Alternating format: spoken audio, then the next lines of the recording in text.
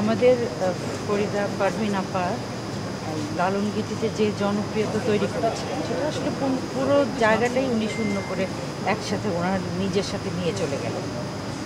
কারণ মানে আধুনিক জগতে এবং আধুনিক জীবনে আমরা যারা লালন গীতি শুনতাম আমরা একমাত্র ফরিদা আপাকেই শুনতাম।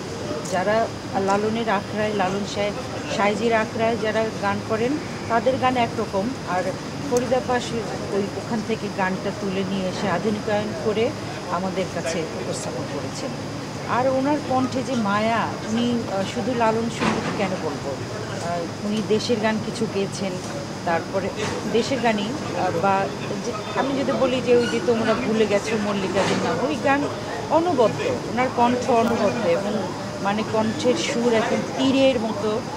মানে আমি এখন এগুলো স্মৃতিচারণ করতে গেলে আসলে খুবই আবেগ আপ্লুত হয়ে যাচ্ছি। সত্যি সত্যি আমরা আমাদের অনেককেই হারিয়ে ফেলছি।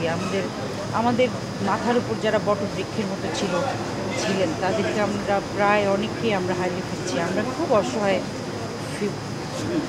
অসহায় হয়ে যাচ্ছি। আমি খুবই আমি মনে হচ্ছে যে অনেক কিছু আমাদের যে সঙ্গীতাঙ্গন, যে ভরাট একটা সঙ্গীতাঙ্গন আজ দেখে আমি বড় হয়েছি, বৃদ্ধ হয়েছি, বেড়ে উঠেছি, তার অনেকগুলো মানুষকে আমরা হারিয়ে ফেলেছি। তো আজকে ফরিদা আপার আত্মার মাগফিরাত কামনা করি, তার শোক সন্তপ্ত পরিবারের প্রতি আমার সমবেদনা রইল। এবং আমি সাংবাদিক ভাইদের মাধ্যমে আমি একটা কথা বলতে চাই যে সাধারণ জনগণ যারা তাদের সময়কে আনন্দিত করতে, সুললিত করতে তারা সারাক্ষণ গান শোনে, কিন্তু যখন একজন শিল্পী চলে যায় তখন তারা পাপ পুণ্য বেহেশত দোজখ এগুলো নিয়ে তারা এত কথা বলে।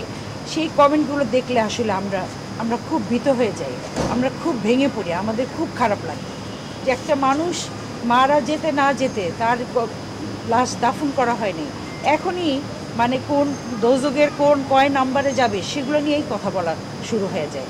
কিন্তু সারা জীবন কিন্তু ওই লালন সঙ্গীত শুনতে ফরিদা পারভিনকেই শুনতে হতো।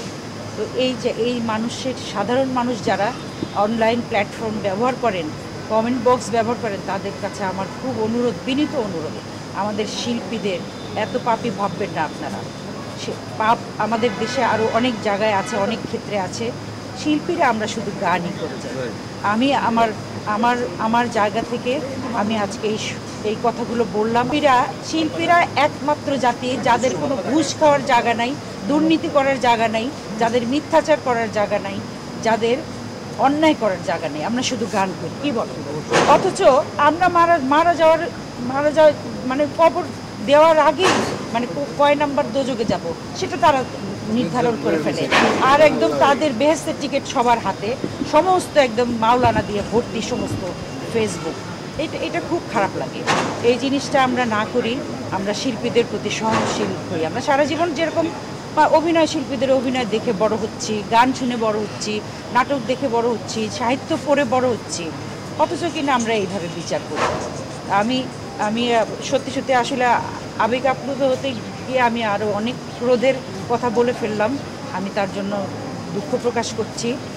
যে আর অবশ্যই ফরিদা আপা মানে আল্লাহ এইভাবে এতটুকুই হায়াত রেখেছিলেন, কিন্তু আরও অনেক দীর্ঘদিন বাঁচার দরকার ছিল তার, আমাদের জন্য, আমাদের বাংলাদেশের গানের শ্রোতাদের জন্য, বাংলাদেশের শিল্পীদের জন্য আরও দীর্ঘদিন বাঁচার দরকার ছিল।